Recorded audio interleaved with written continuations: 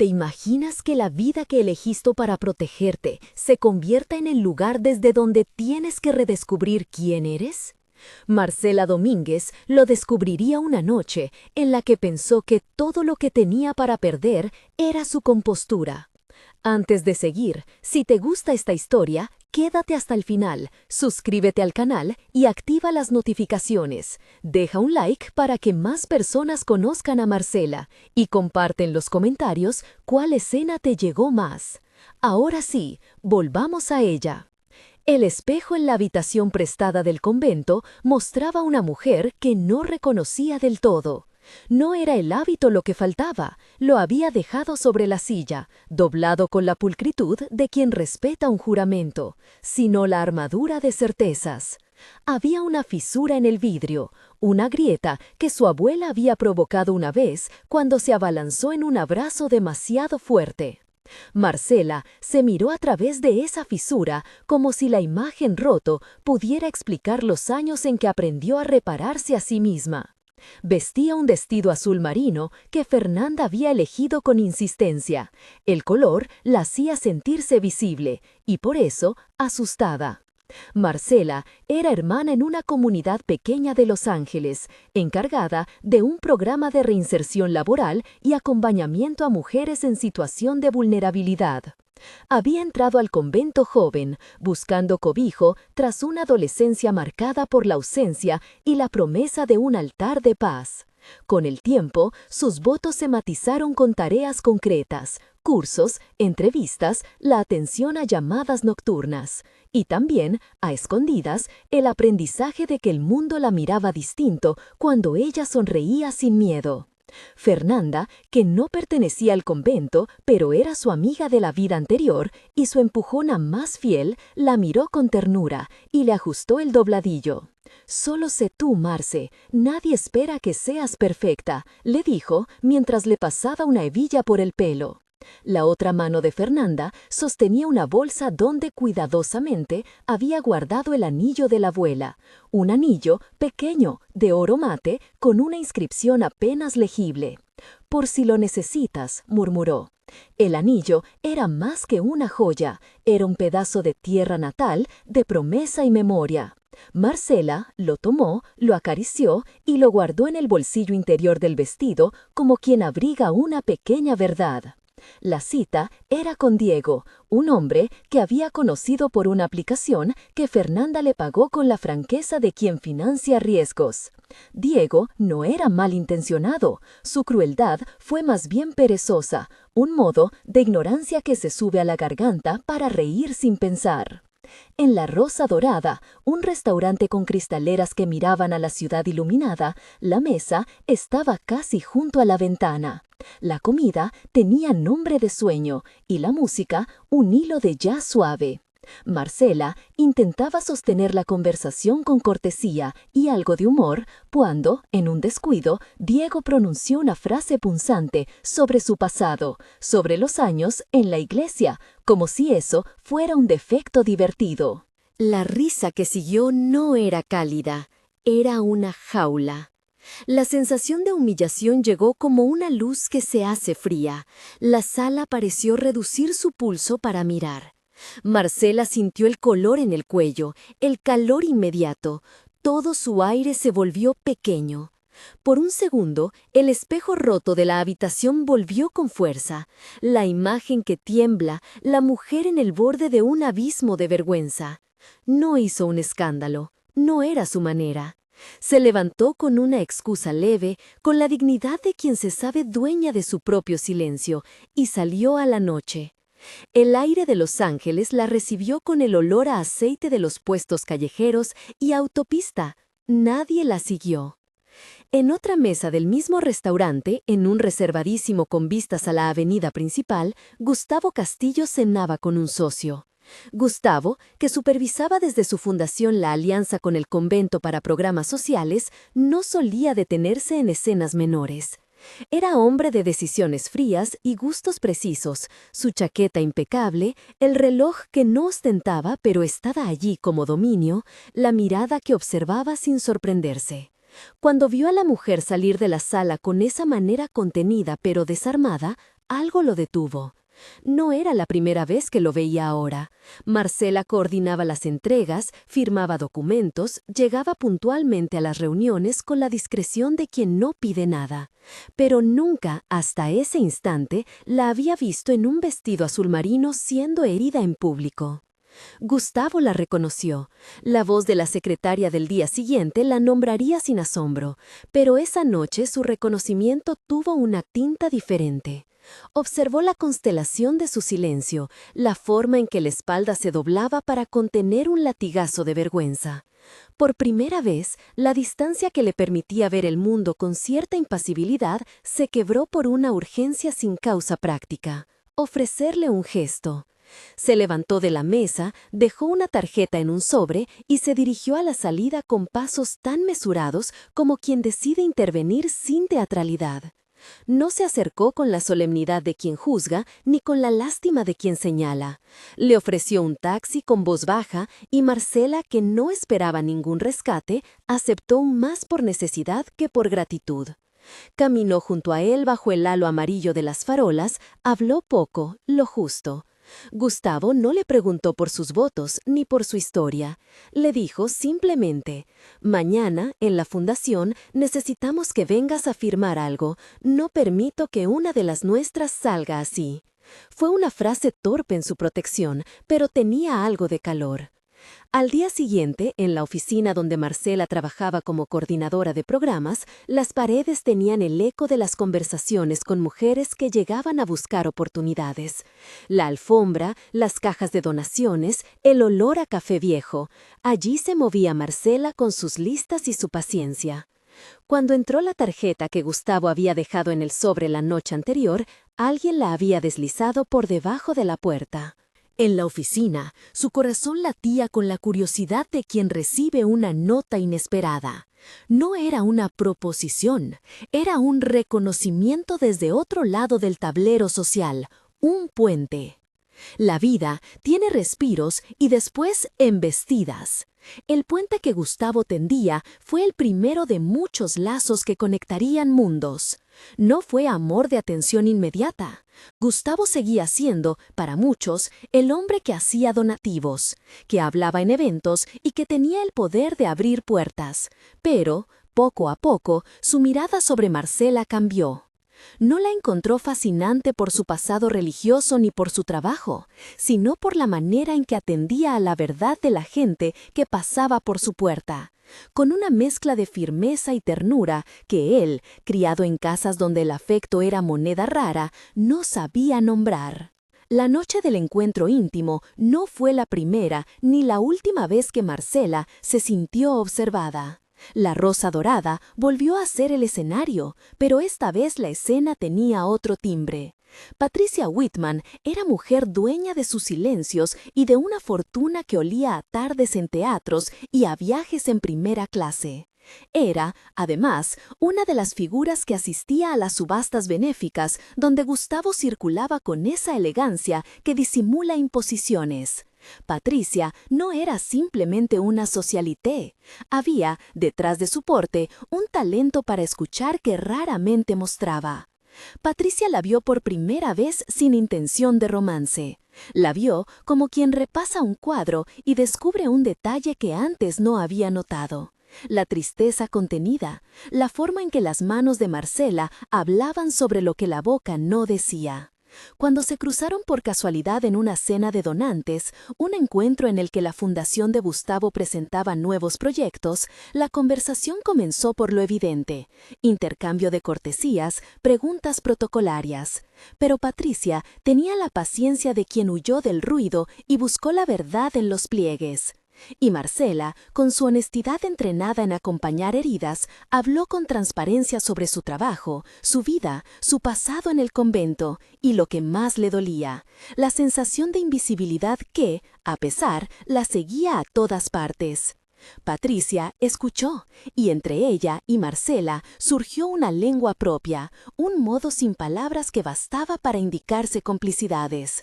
Intercambiaron números al final de la velada, de una manera que fue discreta y sin la teatralidad que a veces acompaña a los encuentros de la alta sociedad. Sus mensajes posteriores fueron breves, cuidados, se fueron transformando en conversaciones largas hasta la madrugada sobre libros y música y el color de la ciudad cuando se despierta. Fue la intensidad de esos diálogos lo que plantó la semilla de una relación secreta. La relación tuvo su primer beso en la terraza del restaurante, una noche en la que la ciudad parecía ofrecerle su alfombra de luces.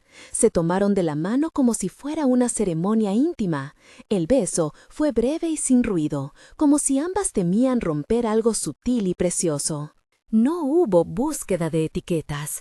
Marcela, que había hecho votos de protección y silencio, sintió un temblor que la obligó a sostener decisiones. La vida en comunidad le enseñó a amar en modos que no siempre tocaban la forma de la posesión. Patricia, que había conocido privilegios y desamores, comprendió que aquello no era un capricho, sino una certeza que la llamaba a salir del anonimato. El secreto se guardó con la delicadeza de quien conoce la fragilidad de lo que florece en la sombra.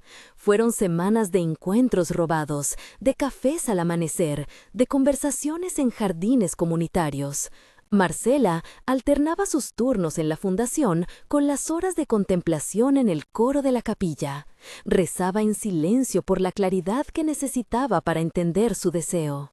Patricia, por su parte, empezó a entrar en el mundo de Marcela con pasos medidos. Visitó, sin grandilocuencia, el comedor social, se ofreció a financiar proyectos pequeños, conoció a las mujeres que Marcela acompañaba y escuchó sus historias con humildad.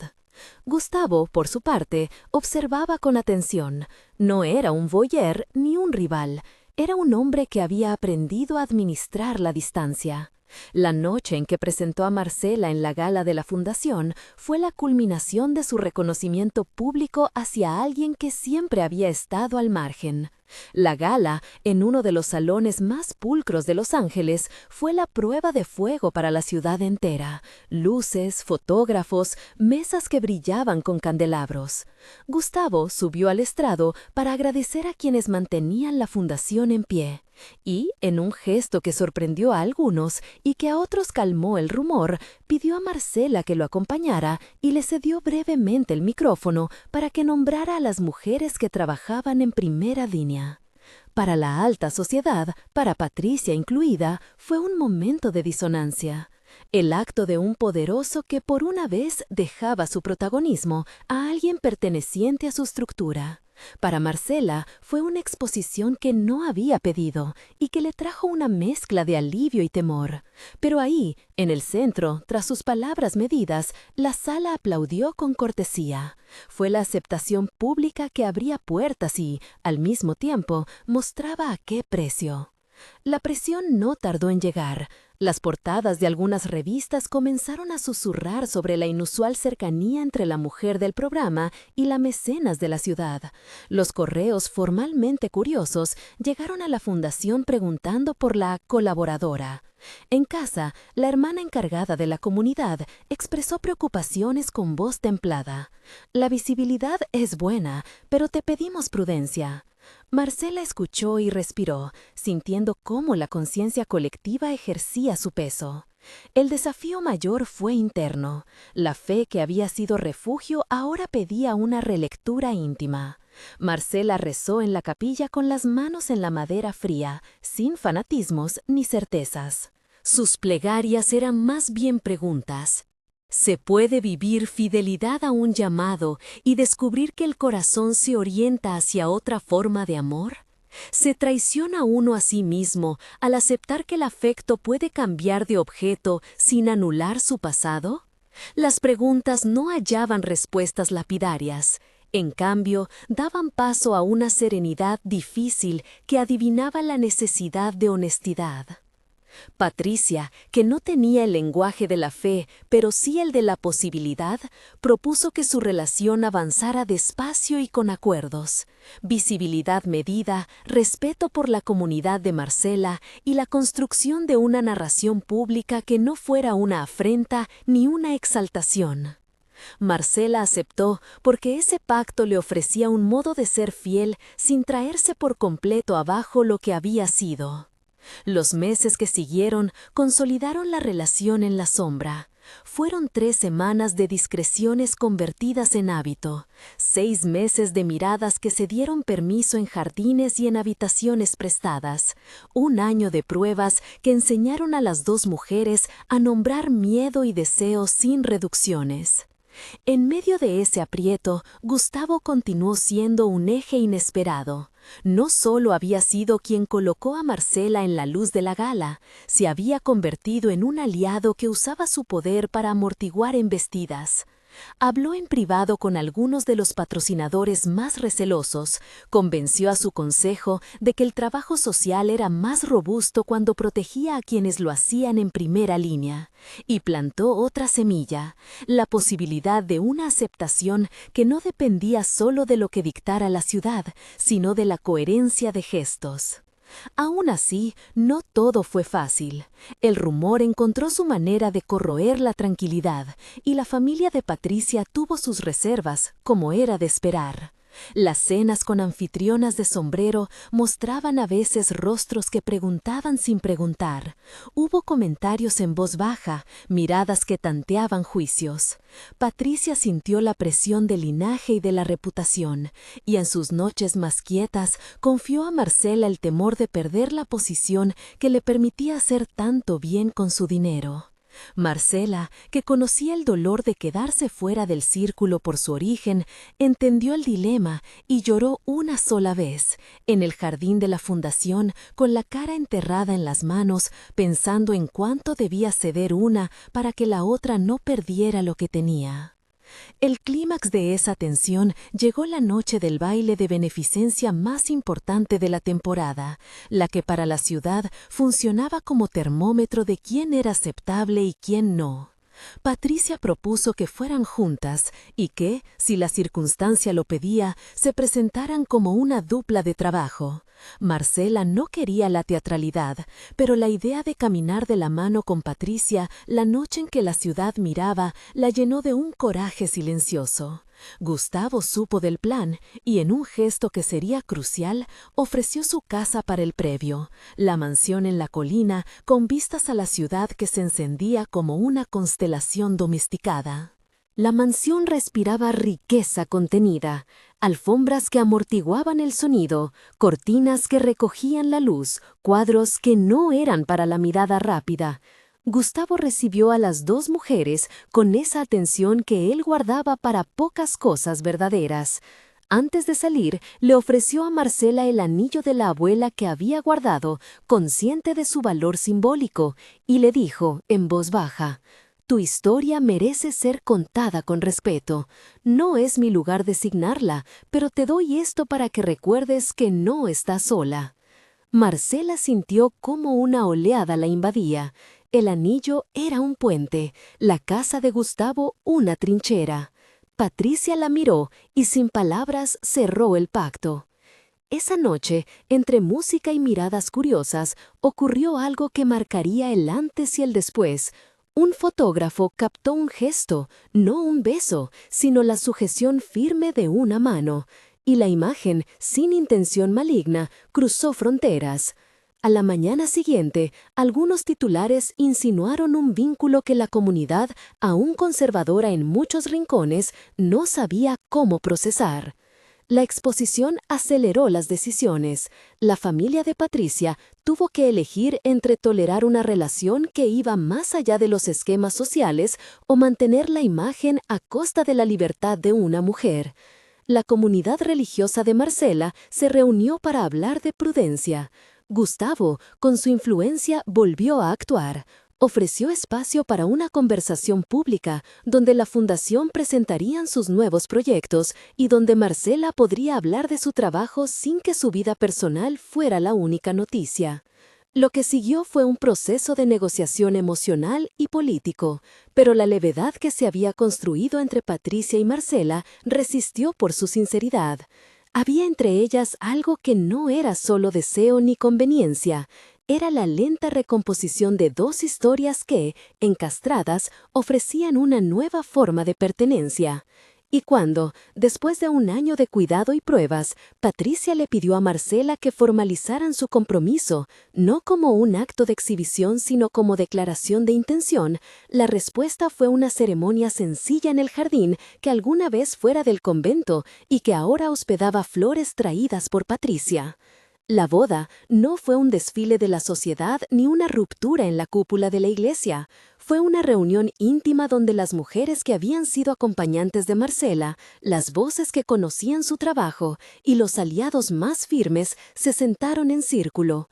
Gustavo estuvo allí, con una complicidad que no necesitaba disimulo. Había sido quien desde el principio había visto y actuado. Patricia llevó el anillo que simbolizaba un compromiso soberano. Marcela llevó el anillo de la abuela en el bolsillo del vestido azul marino.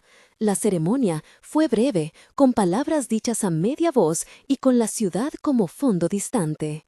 No todo se resolvió. Hubo rechazos y silencios que duraron años. Hubo opiniones que cortaron amistades y hubo miradas que tardaron en volverse suaves.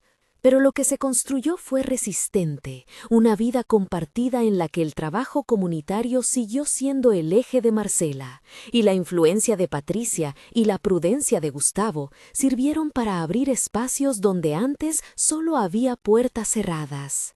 2 años después, en una tarde de verano, llegó Elena, no como un símbolo punzante, sino como una continuación natural de lo que ya existía. Una niña que fue fruto del deseo de formar una familia y de las formas modernas de maternidad que Patricia y Marcela decidieron juntas. Elena creció entre el arrullo del jardín, la música que Patricia ponía por las tardes y las historias que Marcela contaba a niños en la fundación. Era la prueba viviente de que el amor podía tejer hogares cuando la valentía se combinaba con la inteligencia. Gustavo, que había atravesado su propio trayecto interior, una redefinición de prioridades que lo llevó a poner la vida de los demás por encima de la propia imagen, se convirtió en tío y protector. Nunca fue el protagonista romántico de la historia, pero su arco no fue menor. De la distancia aprendió a implicarse con ternura, de la frialdad a ser cálido a su modo.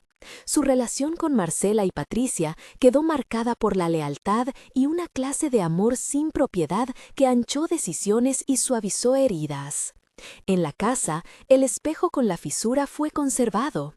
Marcela lo dejó puesto en su cuarto y a veces se miraba en él para recordar que las grietas no significan ruina, sino transición. El vestido azul marino volvió a aparecer en fotografías de familia. La ventana de la habitación daba a la ciudad que, desde abajo, iluminaba cada noche como un recordatorio de la vasta vida que habían elegido. Elena creció con una historia de amor que no fue sencilla ni espectacular, pero sí duradera. Aprendió a nombrar a las 2 mujeres que la amaban, a escuchar que el mundo puede ser una mezcla de resistencias y de ternuras. En su primer cumpleaños, Patricia y Marcela leyeron en voz alta cartas que habían escrito la noche antes, palabras de promesa, de gratitud, de humildad. En la última escena, la familia caminó por el jardín al atardecer. Gustavo se quedó en la verja, observando con la satisfacción discreta de quien ha ayudado a que una casa se sostenga. Marcela, algo más serena, apretó la mano de Patricia y miró hacia la ciudad a través de la ventana que siempre les había parecido una frontera entre mundos. No había ya vergüenzas que ocultar, había historias que ser contadas con cuidado.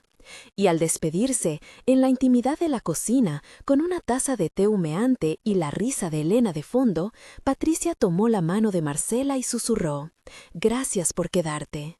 Marcela sonrió y por primera vez en mucho tiempo sintió que su elección la había reconstruido sin cercenar lo que fue. La abuela, desde algún rincón de memoria, habría sonreído también. Que Dios bendiga los hogares que se construyen con verdad y coraje. Si esta historia te tocó, suscríbete, comparte y cuéntanos en los comentarios qué momento te conmovió más. Tu apoyo permite que más historias como la de Marcela vean la luz. A la mañana siguiente, la casa despertó con la misma calma que había cobijado tantas conversaciones difíciles y tantos silencios reparadores.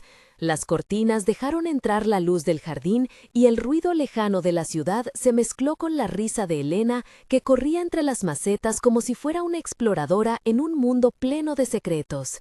Patricia, con las manos todavía húmedas de haber regado las plantas, puso café y bajó el volumen de la música para no interrumpir esa pequeña coreografía de día a día que ahora las tres compartían. Marcela se sentó frente al espejo con la fisura, no para mirarse con vanidad ni con juicio, sino para comprobar cómo la luz jugaba con las grietas. En ciertas horas, la fisura dibujaba una línea de plata que parecía unir los fragmentos más que separarlos. Se quedó pensando en los gestos que habían cruzado su vida desde aquella noche en que eligió quedarse. No fue una suma de grandes triunfos, fue la acumulación de decisiones pequeñas, de levantar un teléfono, de responder a una llamada de auxilio, de aceptar la lentitud de algunos cambios. Es o era, pensó, lo que un hogar construía, paciencia con los márgenes. Elena creció sin escindir el afecto en etiquetas rígidas, aprendió a dar abrazos largos y a nombrar a las dos mujeres que la querían con la naturalidad de quien conoce el mapa de su propia casa. En la escuela, a veces había preguntas: ¿dónde está tu papá? ¿Por qué viven dos mamás? Marcela y Patricia resolvieron cada una de esas preguntas con palabras sencillas y con la educación más eficaz, la evidencia del cariño. Nuestra familia se construye así, decía Patricia, y Marcela completaba, con la gente que nos cuida y con el trabajo que defendemos. No hicieron de la diferencia un discurso público para Elena, la hicieron un fundamento cotidiano. El trabajo comunitario, que fue el eje de la vida de Marcela, también continuó cambiando. La fundación no dejó de ser un lugar de refugio. Con los años, se transformó en un taller donde se enseñaban oficios, pero también en un espacio de cultura y memoria. La biblioteca que Marcela había ayudado a organizar creció con donaciones de vecinos y con textos que las mujeres leían en voz alta por las tardes. Hubo cursos de alfabetización, clases de costura que se convirtieron en cooperativas de pequeño alcance y encuentros donde se discutía política local desde la urgencia de la vida cotidiana. Agua, transporte, trabajo. Patricia se encargó de que los niños tuvieran un rincón musical. Gustavo, cuando podía, se sentaba en una butaca y escuchaba, su presencia discreta pero firme, como un préstamo de confianza que no exigía nada a cambio. No faltaron dificultades, recortes presupuestarios, frases hirientes en columnas de opinión y la dureza de quienes se niegan a cambiar. Pero también llegaron manos inesperadas. Una antigua vecina que años atrás había sido de las más críticas, apareció con una caja de libros y con la reserva humana de quien pide perdón sin grandes palabras. Hubo reuniones donde se consultó la palabra de las que habían sufrido. La fundación aprendió a escuchar antes de ofrecer soluciones. Marcela, que había aprendido a medir discursos, dejó que las acciones respondieran por ella. Fue un proceso lento y hecho de encuentros pequeños. Un café compartido, una carta entregada en mano, una reparadora conversación en una sala iluminada, que empezó a suavizar resistencias. Gustavo, por su parte, encontró una nueva manera de implicarse. La transformación que había iniciado en su interior lo llevó a ofrecer su tiempo no como quien rescata, sino como quien acompaña. No hubo teatralidad en su cambio. Hubo consistencia. Organizaba donativos, ayudaba a tramitar permisos con una paciencia sorprendente y enseñó a algunos jóvenes del barrio a armar redes de trabajo. Era el tío que arreglaba bicicletas y el amigo que escuchaba, y su presencia, lejos de eclipsar, sostenía. Un verano, la fundación celebró 10 años desde su primera sala de talleres. Prepararon una jornada de puertas abiertas, comidas compartidas, puestos con los productos de las cooperativas, recitales, una muestra fotográfica que intentaba contar sin exotismos el tiempo vivido. Patricia cuidó de la música y marcó con equilibrio los silencios. Marcela habló poco en el escenario, dejó que las historias de quienes habían pasado por la fundación tomaran la voz. Entre la multitud, algunas caras antiguas, aquellas que no se habían reconciliado del todo, llegaron a mirar sin hostilidad. El acto fue más una confirmación de continuidad que una proclamación de triunfo, una manera de decir que estaban ahí, que sus manos sostenían algo que no había sido efímero.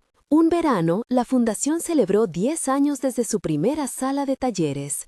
Prepararon una jornada de puertas abiertas, comidas compartidas, puestos con los productos de las cooperativas, recitales, una muestra fotográfica que intentaba contar sin exotismos el tiempo vivido. Patricia cuidó de la música y marcó con equilibrio los silencios. Marcela habló poco en el escenario, dejó que las historias de quienes habían pasado por la fundación tomaran la voz. Entre la multitud, algunas caras antiguas, aquellas que no se habían reconciliado del todo, llegaron a mirar sin hostilidad.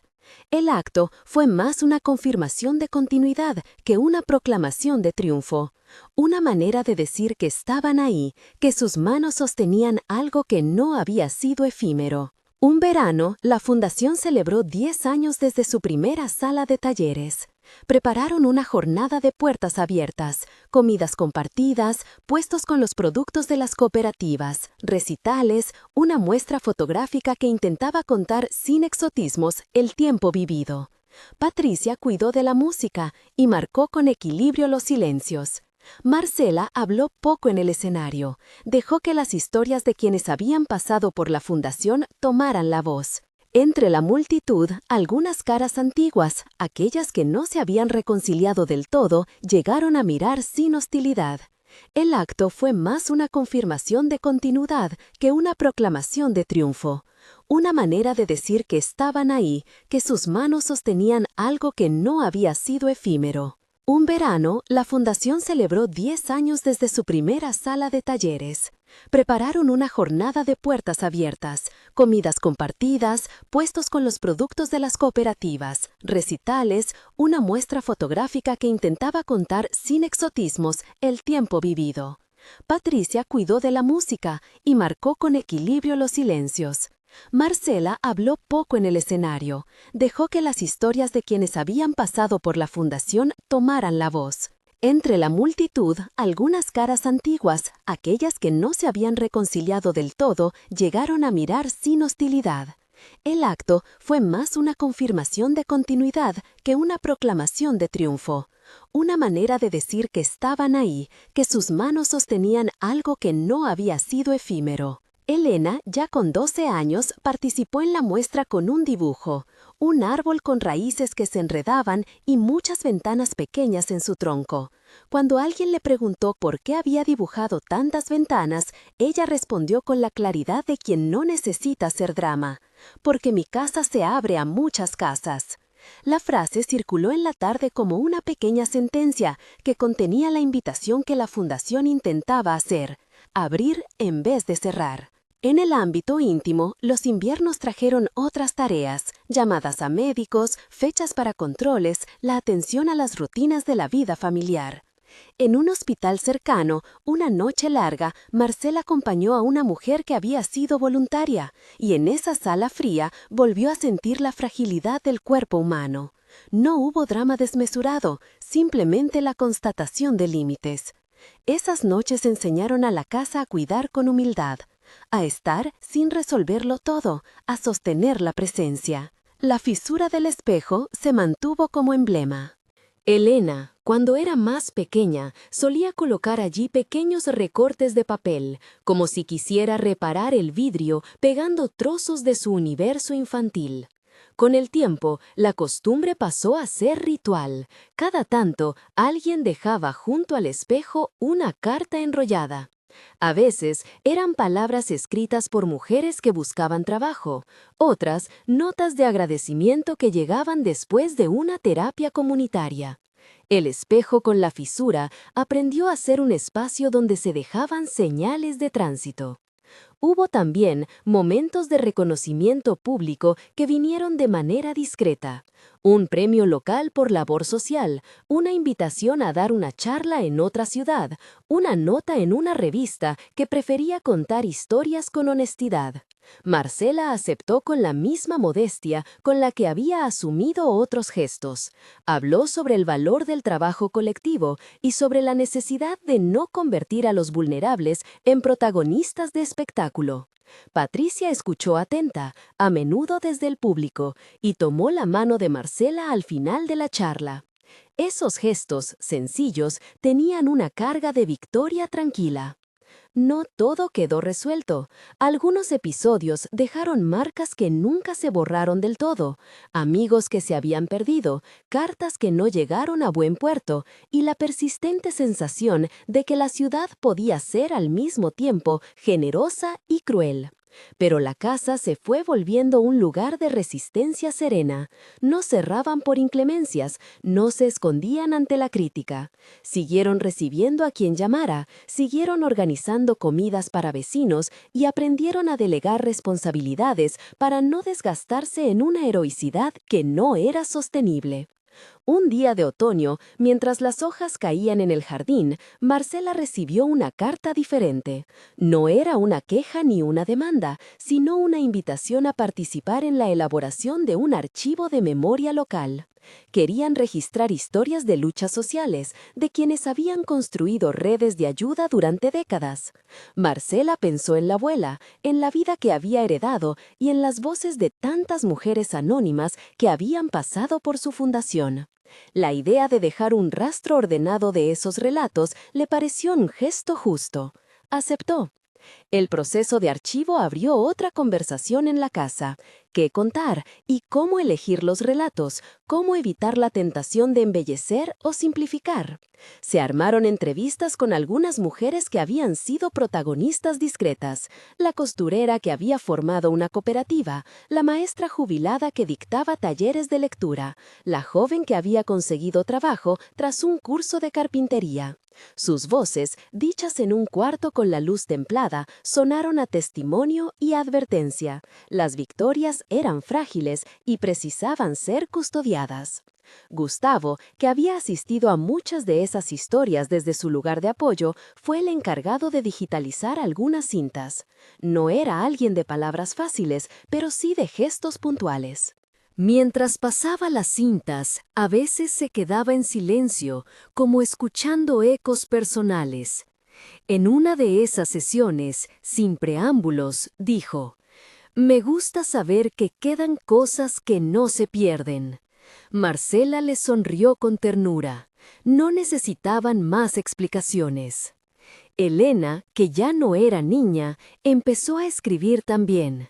Sus textos hablaban de la casa como un lugar donde se podía aprender a nombrar el dolor sin que eso fuera sinónimo de derrota. En una de sus composiciones, contó la historia del espejo con la fisura y la convirtió en una metáfora de continuidad. «Mi reflejo no es uno solo, sino muchos que conviven y que hacen que el mundo sea más ancho», escribió. La familia guardó ese cuaderno entre los libros de la biblioteca. Años después, se leería en voz alta, con una mezcla de orgullo y sorpresa. La vida, en su avance, trajo también elecciones difíciles. Surgieron propuestas de expansión para la fundación que exigían recursos y cambios estructurales. Hubo debates intensos en los que se decidió no crecer a cualquier precio. Prefirieron mantener el espíritu de barrio, la cercanía con quienes llamaban a la puerta. Marcela defendió esa postura con argumentos sencillos. Podemos hacer menos, pero lo haremos bien. Patricia y Gustavo estuvieron de acuerdo. Fue una decisión que de nuevo mostró la coherencia de una casa que prefería sostener que impresionar. En las noches largas, con la radio baja y el aroma del té en la cocina, las tres solían repasar episodios de la jornada como si fueran piezas de un rompecabezas. A veces hablaban de lo que sería el futuro sin solemnidad, viajes pequeños, visitas de amigos, el posible ingreso de Elena a una escuela de artes. La conversación era una trama cotidiana que no renunciaba a la esperanza. Una tarde, mientras recogían el jardín, Elena encontró una fotografía antigua entre las hojas secas. La abuela joven con una sonrisa que desafiaba algo mayor que la edad. La imagen vino acompañada de una carta manuscrita, olvidada en un libro, con una caligrafía temblorosa que hablaba de valentía y de miedo, de abrazos y de decisiones incomprendidas en su tiempo. La carta no ofrecía respuestas fáciles, pero sí un consuelo.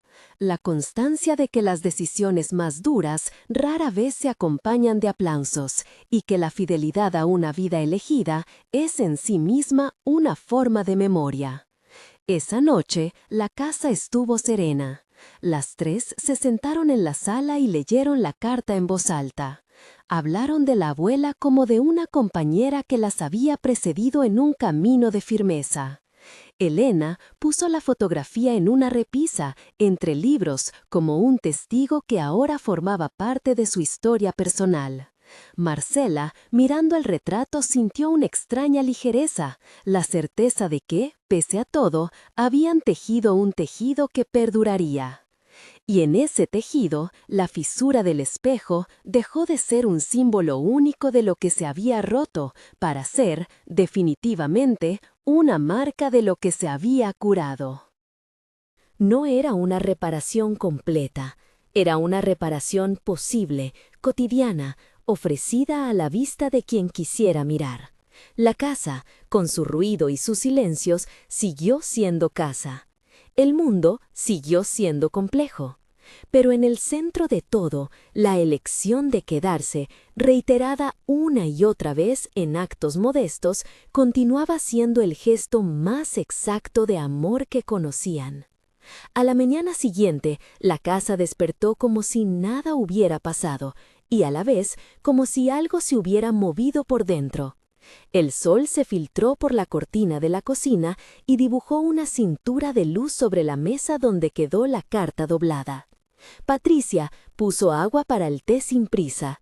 Gustavo limpió las lentes de las máquinas de cinta con movimientos pacientes.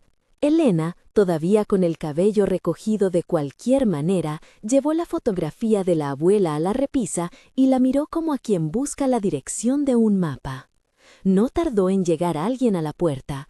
Tocaron con cierta timidez, un golpecito familiar para la casa del barrio, donde la gente venía por palabras, por consuelo o por una taza caliente. Marcela abrió y encontró en el umbral a Ana, la delegada de un programa cultural que hacía meses había pasado por el barrio. Traía una carpeta con papeles. En su chaqueta, un pin que brilló con la luz de la mañana. «Vengo con noticias», dijo Ana, sin demasiada demora. «Hay una oferta para que este espacio forme parte de una red de centros culturales. Recursos, talleres, pago de personal. Podrían garantizar estabilidad». Las palabras entraron como viento frío en un cuarto que había aprendido a dejar entrar solo lo necesario. Patricia cerró la puerta detrás de Ana, pero sostuvo la mirada. Gustavo dejó la tela de las lentes a un lado. Marcela sintió que su corazón enlentecía. Había conocido esa voz de oferta en tantas otras mesas, promesas con cifras, convenios, necesidades de uniformar actividades. «¿Y qué piden a cambio?», preguntó ella con la voz contenida. Ana abrió la carpeta y desplegó un formulario. Habló de criterios, de plan de actividades anual, de informes, de la necesidad de incorporar personal bajo la misma coordinación del programa. No dijo de forma cruda lo que implicaba: horarios impuestos, informes que devoraban la espontaneidad de la casa, estándares que premiaban cantidad sobre profundidad. Marcela miró la foto de la abuela que Elena volvía a poner en la repisa y pensó en la carta temblorosa. Respiró y habló sin dramatismos, como quien enumera los pasos que conoce de memoria. «Podemos intentar, pero hay condiciones que no vamos a ceder», dijo ella. No vamos a permitir que la casa deje de recibir a quien llama sin cita, ni vamos a convertir los talleres en algo que deba cumplir metas trimestrales para justificar su existencia. Patricia, que había escuchado en silencio, apretó la frecuencia del té en la taza y añadió: no sobrevivimos gracias a la formalidad, sobrevivimos porque la gente confía. Si eso se quiebra, no nos sirven los recursos. Ana se quedó un momento en silencio. No era la primera vez que veía un proyecto comunitario resguardar su esencia como si fuera un bien frágil. Tampoco era la primera vez que al otro lado la institución pensaba en escalabilidad como sinónimo de justicia. Habló con cuidado. Hay maneras intermediarias. Pueden mantener criterios propios y recibir apoyo técnico. No es todo blanco o negro. Gustavo, que hasta entonces había tenido las manos ocupadas con las cintas, apoyó la caja sobre la mesa y sin levantar la mirada, dijo: hace años me enseñaron que lo que se gana por el oído se pierde por la vista. Tal vez podamos escuchar qué ofrecen, pero no regalar la casa. Hubo un silencio que no era vacío sino lleno de memorias, las tardes de costura, las conversaciones en la sala, los talleres de lectura de la maestra jubilada. La casa acumulaba pruebas de que su valor no estaba en una etiqueta, sino en la persistencia de los gestos. Ana recogió sus papeles con una comprensible mezcla de profesionalidad y cierta pena. Antes de irse, dejó una tarjeta y un número de teléfono. Piensen, hablen entre ustedes, dijo. Si deciden conversar con la comisión, yo puedo intermediar y llevar su voz.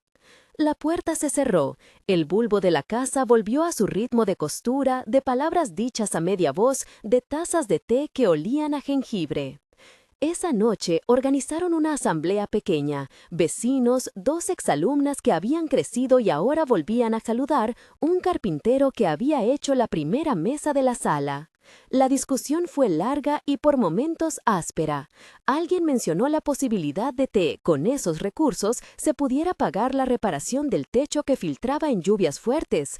Otro habló de miedo, que la casa perdiera su intimidad si se llenaba de agendas oficiales.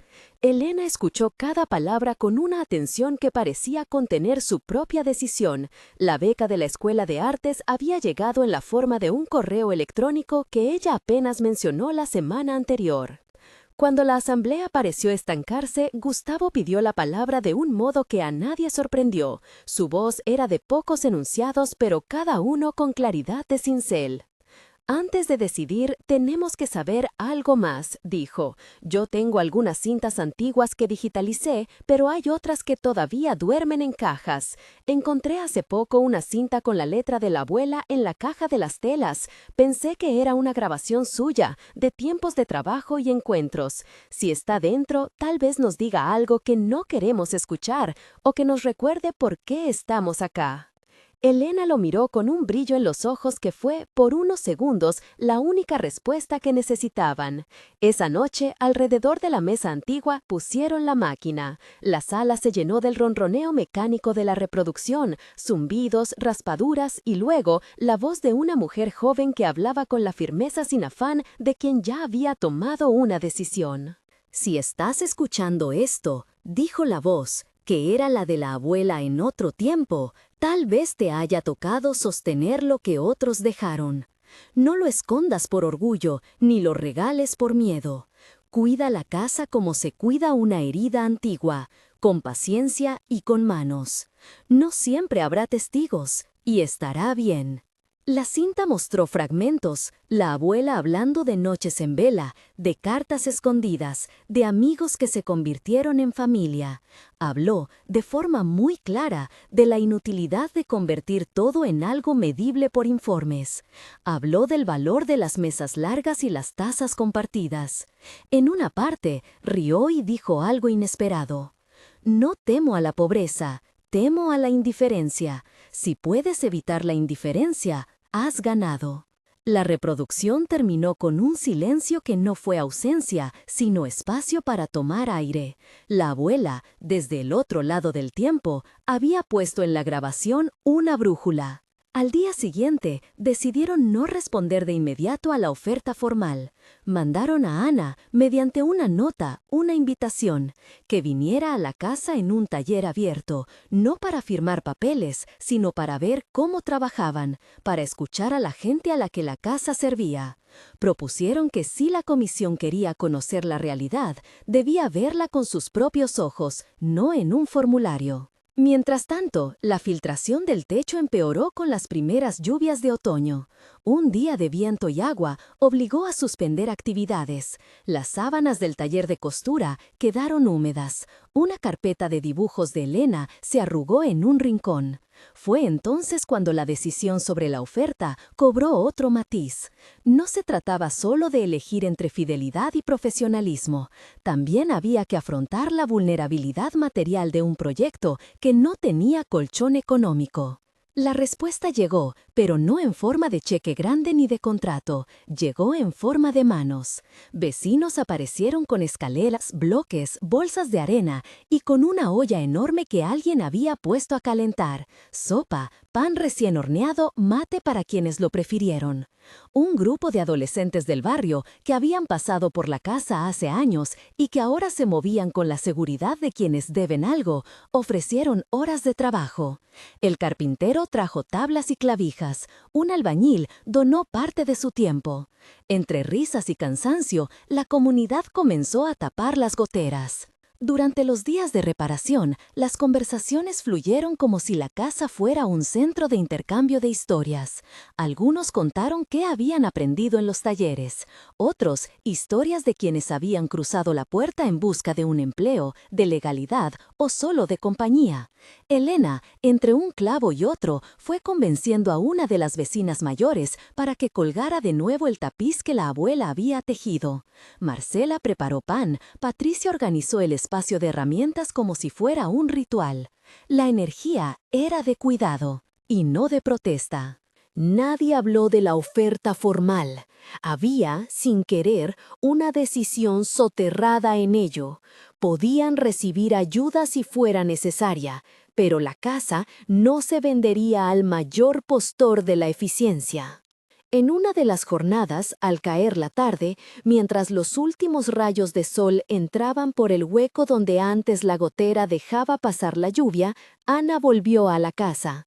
Esta vez no vino sola, trajo consigo a 2 miembros de la comisión, gente que escuchó sin apuro y que caminó despacio por los cuartos, tocando los muebles, mirando los dibujos de Elena, charlando con los adolescentes sobre sus proyectos. Después de la visita, se sentaron en la sala. Uno de los miembros de la comisión, sorprendido por la atmósfera de cooperación, pidió hablar con franqueza. «Entendimos», dijo, «no venimos a uniformarles, buscamos asegurar que el trabajo no dependa solo del voluntariado. Podemos ofrecer un convenio que respete criterios de autonomía, con fondos destinados a infraestructura y a pagar horas de taller, si ustedes lo acuerdan. La diferencia será que habrá una rendición de cuentas, pero no queremos imponernos». Marcela miró a Patricia y a Gustavo, vio la grasa de las manos de los jóvenes en las uñas de cada uno, vio la repisa con la foto de la abuela. Sintió, de nuevo, una ligereza que no era ingenuidad, sino una certeza trabajada.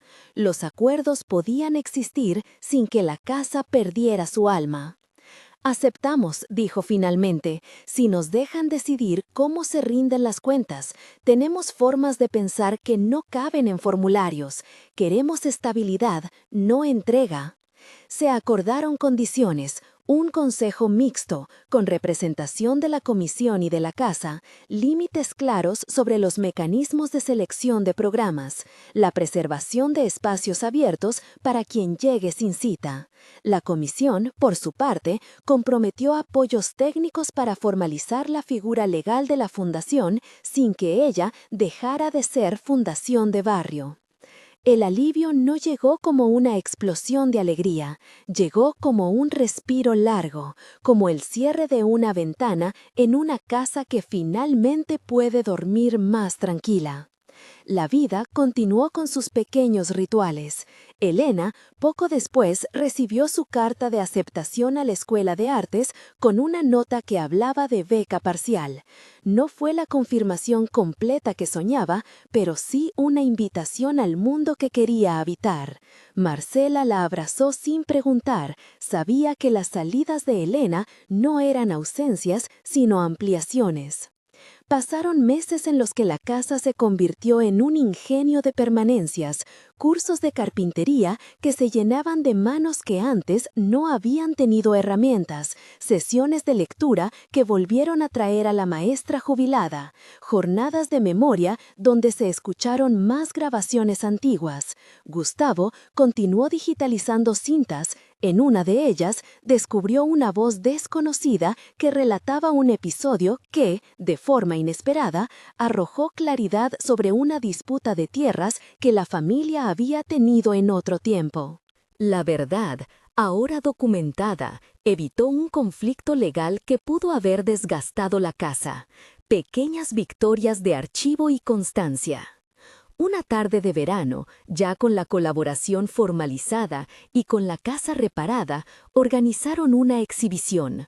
Los trabajos de Elena, junto a fotografías antiguas, testimonios impresos de quienes habían pasado por allí.